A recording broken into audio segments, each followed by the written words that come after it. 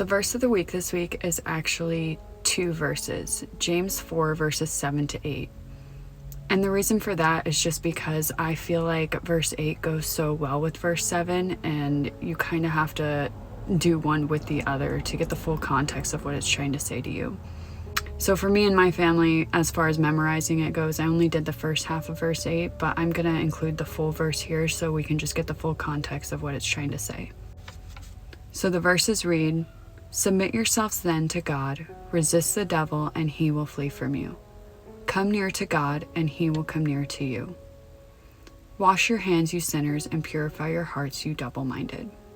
And I stopped after "come near to God and he will come near to you," just because I feel like that is so good to follow up with "resist the devil and he will flee," which is a verse I hear thrown around quite often, but we don't ever hear the follow-up to that, and I feel like that is just so reassuring to hear after that verse.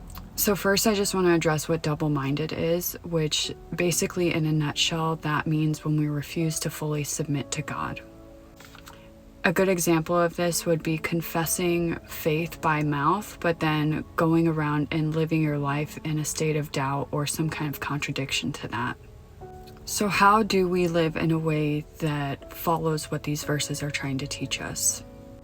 Well, first we must submit to God, which just means that we're surrendering full control to God, even if His plan looks different than what we originally had in mind. This means that you give God full control of your life and that you are willing to follow Him. Personally, if I'm in prayer and I'm asking God for something, I always end it with, "But your will be done," because if it's not in God's will for my life, I don't want it. And then you want to resist the devil, which just means resisting temptations or negative thoughts, or at least giving into those negative thoughts or going down a spiral and just letting them consume you.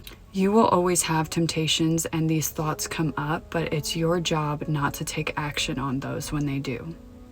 And then these verses are also trying to teach you to live a pure life, which means that you don't want to give in to these desires to sin, but rather you want to give in to the desires to live a pure life for God.